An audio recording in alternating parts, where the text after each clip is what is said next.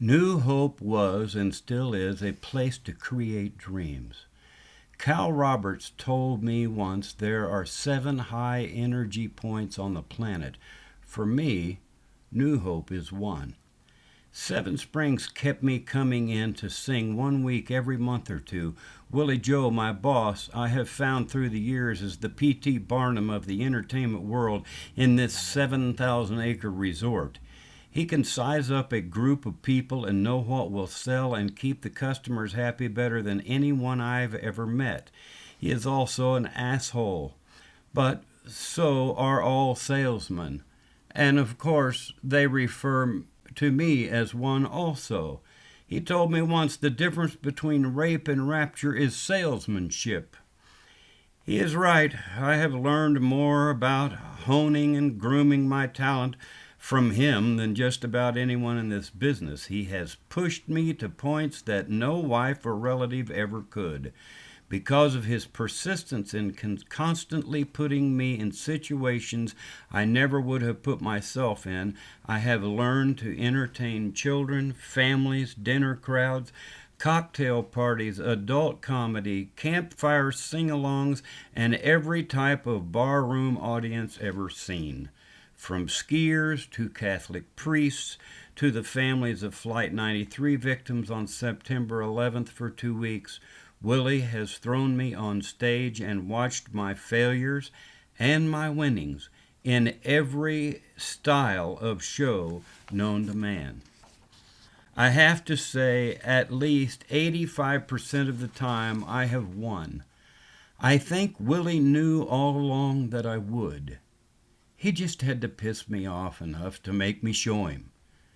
He is long on foul moods and short on praise, but he and I have had more successful performances than any other artist-manager relationship I know of.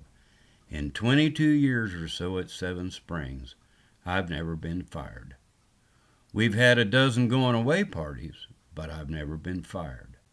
One of the great things about living this lifestyle so far has been the one-on-one relationships with the owners and the managers of restaurants, bars, campgrounds, and resorts. These people all think they know more about entertainment than entertainers know. They are also your boss, so you can't tell them they don't know shit. Other than Willie Joe and John Larson and occasionally Jim Finnegan or Billy Federoff, none of them knew shit. That takes in Seven Springs, John and Peters, the Valley Hotel, Talbot Street Cafe. These owners all have the ability to allow the entertainers to choose their own music and style. They put us on the spot constantly in situations we don't know if we can do, but they allow us artistic freedom on stage. And artist freedom is the most important aspect of his or her creativity. Show me the stage, give me my pay, and then get out of my way. Don't ever tell me what to do on the stage. You can tell me what type of audience you expect, but don't tell me what to do. There is a direct pipeline between the artist and the creator of the artist that should never be tampered with by anyone else. A smart manager will put the artist in the right position and then stand back and pray for success. I kept singing and writing and falling in and out of love.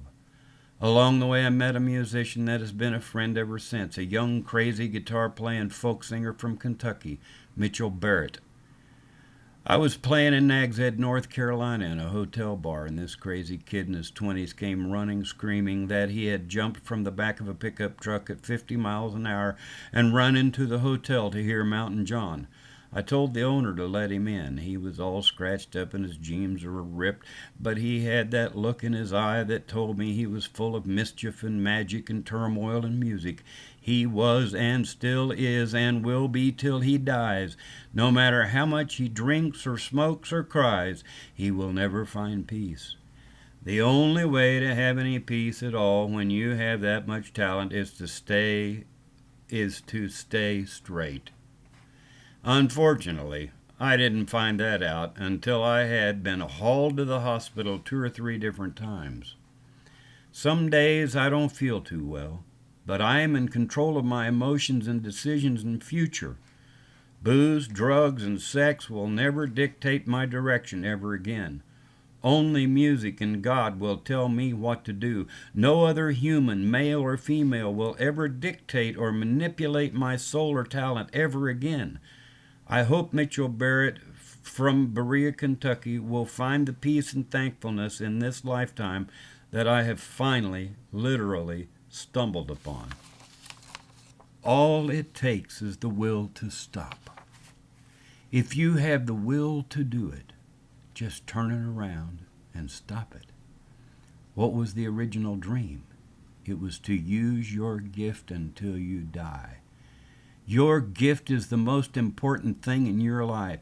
It is more important than the relationship with your family, because without it, you will be miserable and mean, and no one will want to remain in a relationship with you.